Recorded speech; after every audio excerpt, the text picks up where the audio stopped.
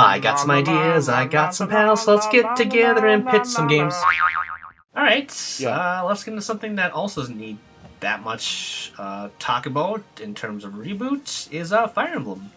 And that is because last year, Shay, they remade this...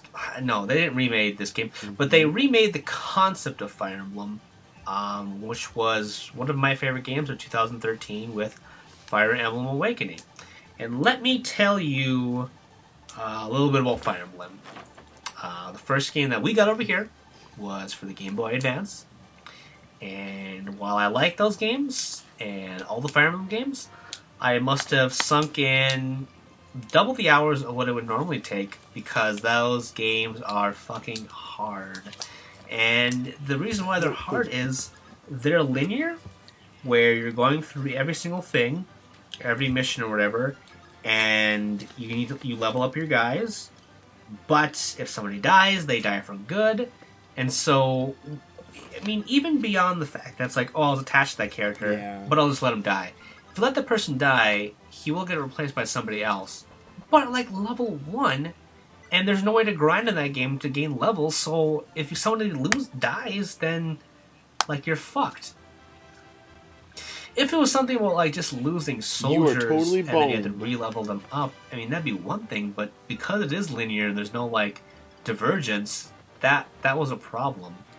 However, with the newest game, they not only had a mode if people wanted it for casuals, where if people died in battle, they just fell, and the next time they didn't die for good. They came out after the battle. As well as having a more open structure where you could fight random encounters by going on the world map, kind of like Final Fantasy Tactics. You could also just... there was a lot of new mechanics in the game, and it was just the best game in the series to date. It was fantastic. It's probably the best 3DS game in terms of overall service, in terms of the game itself, as well as utilizing the concept of 3DS with the 3D, the spot pass technology, as well as their DLC and their online stuff. Every week they gave out different missions based on their legacy games, where you can do battles from the old times, or you can recruit people from the past games, and that is just such a cool idea.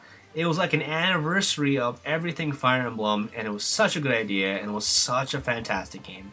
And I think that I did well.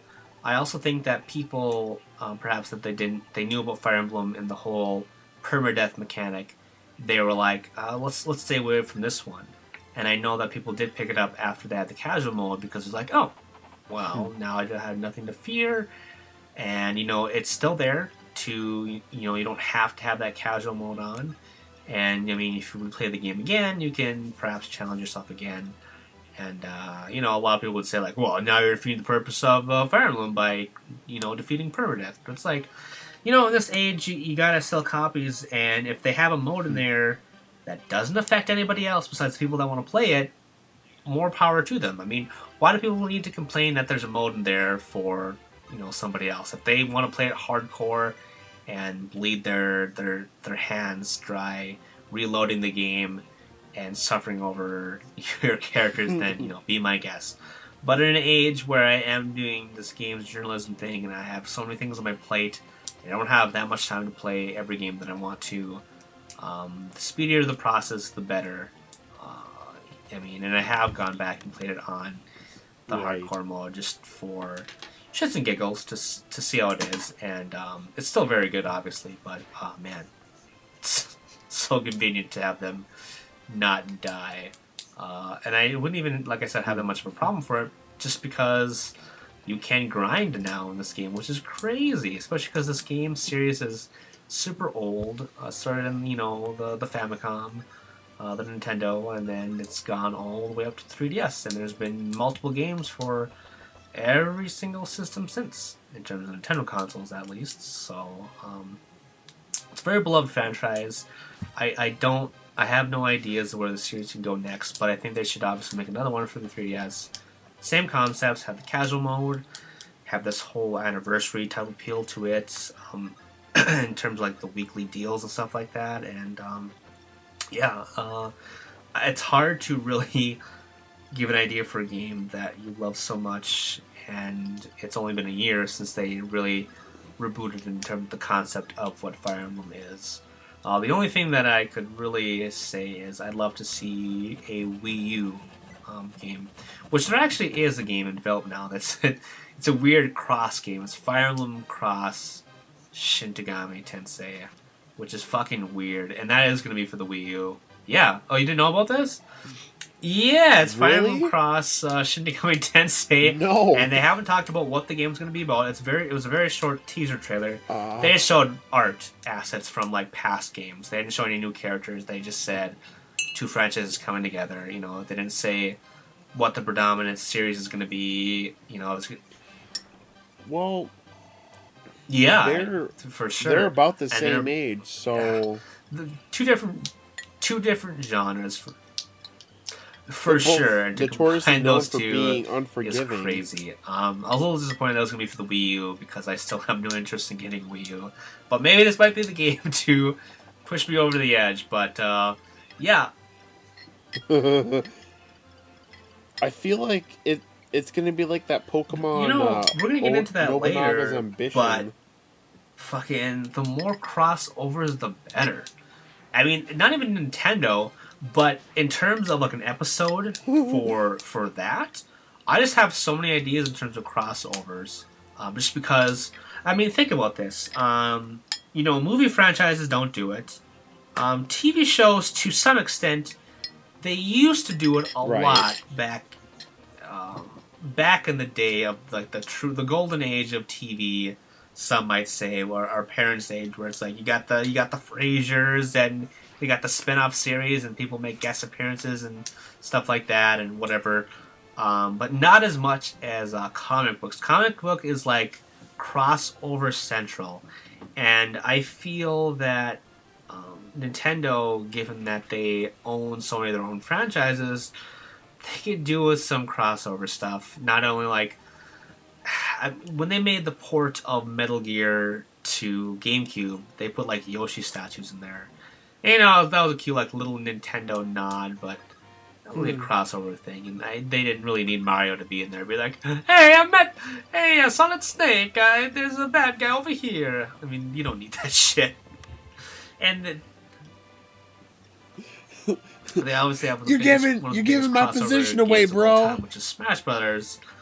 But there's obviously other territories they can go into. But anyway, not to get into a rant, yes, there is a cross game coming out, and I guess, I mean, I have no ideas because that's about as far out as you can be. This medieval fantasy tactics game cross with this crazy demonic series of depressing things, and yeah. I guess like with Shin Megami 4, they kind of started to go into it as maybe a lead-in. Maybe the characters from SMT4 are going to be what if they in the new crossover? the above world was Fire Emblem and the below world they have the cross and they just redo that, or they do time traveling, or maybe they do a Kingdom Hearts where there's a created character that travels to both worlds, or like, hey, what's this shit, and there's a war between the two. I don't know that. There could be other series that would be more extreme, like Fire Emblem and Mario, or Kirby and Persona. That'd be fucking insane. I don't even know what you would do with that. Oh god! Kirby would eat the monsters and gain their powers. You know what? We should get. That sounds actually pretty tight.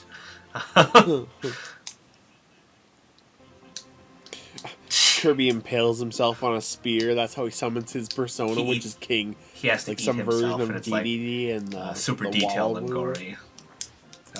We're getting into we're more so than Fire Emblem. We're talking about a lot of other stuff here.